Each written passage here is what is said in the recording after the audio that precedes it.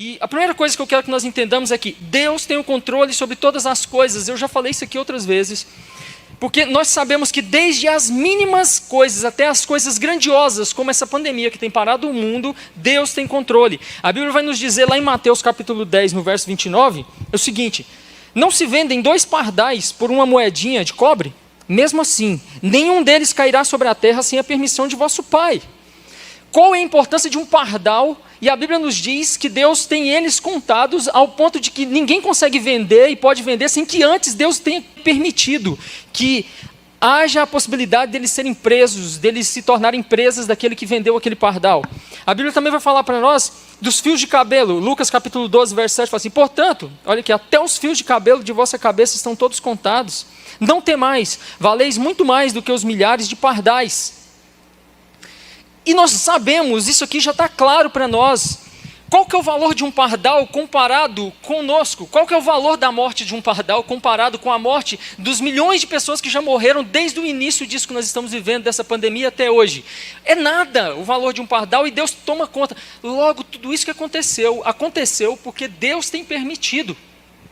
Nós precisamos entender que Deus não é autor do mal, Deus não pratica o mal, mas Deus, dentro da sua soberania, pode utilizar-se do mal para falar conosco, para nos exortar, para agir de modo que nós sejamos alertados com relação a muitas coisas e para que nós nos voltemos para Ele. Logo, tudo o que tem acontecido não está acontecendo por acaso. Nós não podemos olhar para essas circunstâncias e achar que simplesmente está acontecendo pelo acaso. Não, está acontecendo debaixo do controle de Deus. E nós precisamos abrir os nossos olhos.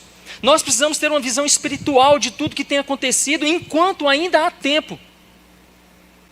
Nós estamos, a grande maioria de nós, estamos como aquele moço lá de Eliseu, aquele servo de Eliseu, que Eliseu tinha a visão aberta e ele estava vendo o mundo espiritual e ele olhava e só via o mundo físico, só o natural. E muitas vezes nós estamos agindo assim. Já tem 1 ano que nós estamos vivendo essa situação e nós ainda estamos olhando para isso tudo com os olhos naturais. Nós não estamos olhando ainda com olhos espirituais. E nós temos que clamar diante do Senhor, pedindo a Ele que abra os nossos olhos espirituais. Assim como Eliseu, lá em 2 Reis capítulo 6, do verso 15 ao 17, nós vamos ver o relato desse fato, onde Eliseu está vendo um exército de anjos. Ele está tendo a visão espiritual do que está acontecendo, mas o seu servo, o moço que o acompanhava, não estava enxergando. Então Eliseu olha e fala: Senhor, abra os olhos dele. Nós precisamos olhar para tudo que tem acontecido e clamar ao Senhor, dizendo: Senhor, abra os nossos olhos, porque já faz 1 ano que isso tudo está acontecendo e muitos de nós estamos olhando apenas com olhos naturais. Isso tudo que tem acontecido não está no campo do natural, mas do sobrenatural, e nós temos que orar para que Deus nos abra os olhos. É sobrenatural, meus irmãos. Você que está em casa, é sobrenatural tudo isso. A nossa luta, a Bíblia nos diz que a nossa luta não é contra a carne ou sangue. E nós estamos insistindo em lutar contra carne e sangue.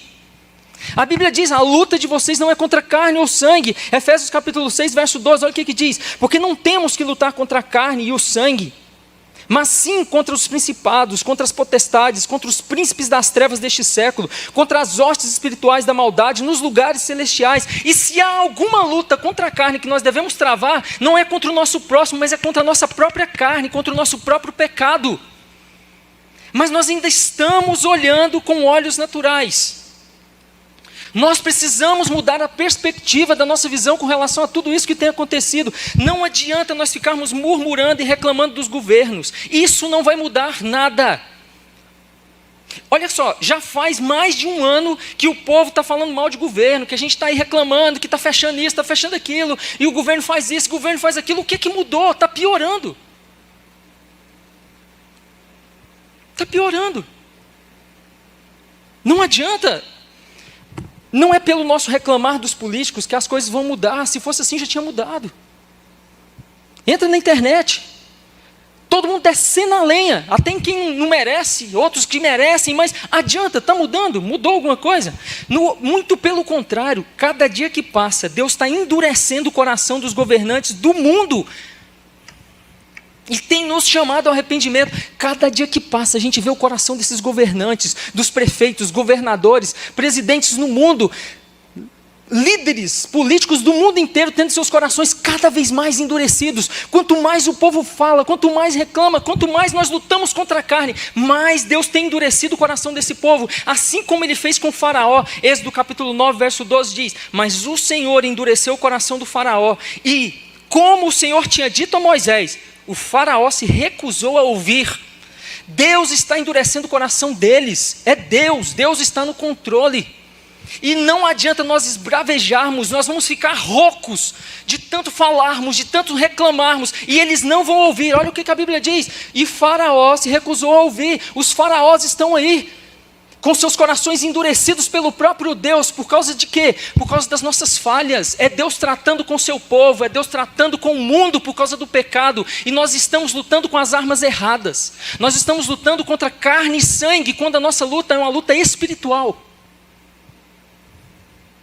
Eles não vão nos ouvir. A Bíblia diz que Deus tem o coração do rei em suas mãos. Olha o que diz Provérbios 21. O coração do rei é como um ribeiro de águas caudalosas nas mãos do Senhor. Este o inclina para onde desejar. Você acredita nessa palavra? Você acredita que o coração do prefeito da nossa cidade, da cidade de você que está assistindo aí, sua, que os governadores, que os presidentes do mundo, estão ou não na mão do Senhor?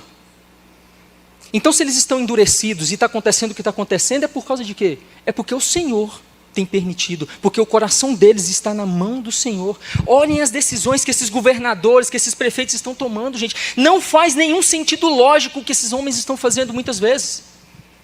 Não faz muito sentido. Por que isso tudo tem acontecido? Porque Deus tem os usado para trazer juízo e para nos chamar a nos voltarmos para Ele. Eles estão sendo instrumentos do Senhor para nos alertar, para nos chamar, para voltar para Ele. Assim como Deus usou Senaqueribe, assim como Deus usou Nabucodonosor, assim como Deus usou tantos homens que talvez eram até ímpios e Deus usou. Deus está usando esses homens para nos chamar ao arrependimento. Olha aqui a nossa situação do nosso prefeito aqui. Ele é pastor. E até agora há pouco ele não aprovou uma lei que falava que igreja era fundamental, era essencial, atividade essencial. E aí você vai falar assim: cara, como que a gente vai entender o que esse cara fez? Nem ele sabe o que ele fez. Por quê? Porque o coração dele não agiu de acordo com a vontade dele. Ele não quis fazer politicagem, nada. O coração dele está nas mãos do Senhor. Ele foi confundido para fazer isso.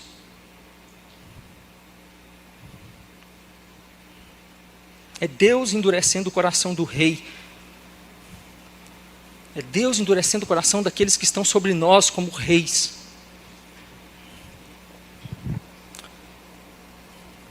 É Deus nos mandando voltar para as nossas casas, para refletirmos melhor, voltarmos às práticas do primeiro amor, como Ele fala para a igreja de Éfeso em Apocalipse. É Deus nos mandando refletir um pouco e nos voltarmos para Ele de verdade.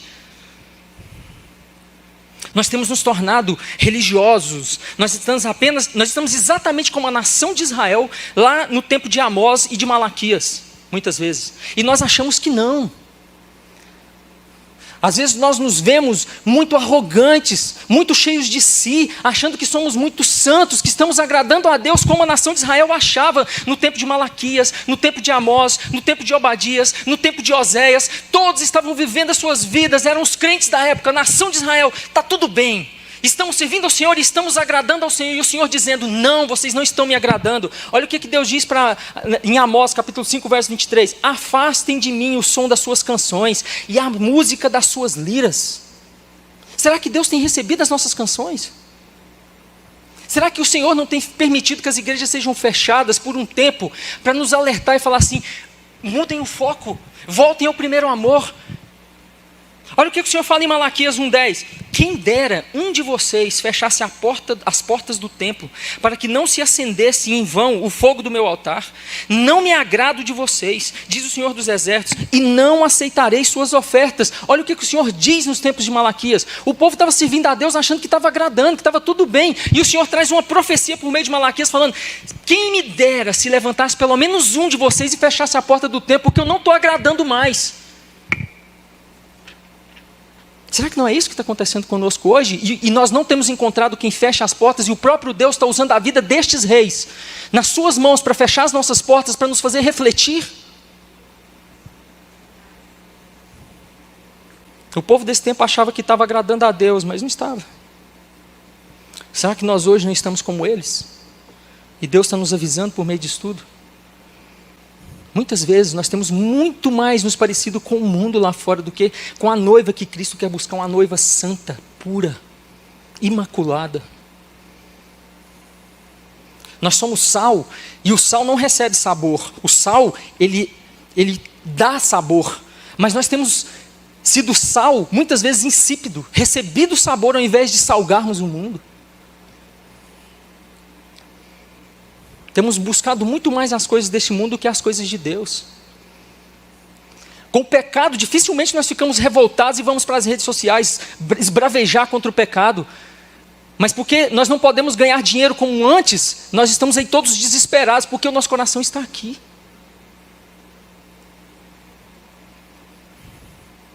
Não temos nos voltado de verdade para Deus e por isso Ele tem fechado as portas muitas vezes dos nossos templos. Acorde. Nós precisamos deixar a nossa arrogância de lado e nos voltarmos para Deus em arrependimento. Nós estamos achando que estamos agradando a Deus demais. E isso que está acontecendo é Deus nos dizendo: vocês não estão me agradando tanto quanto vocês acham.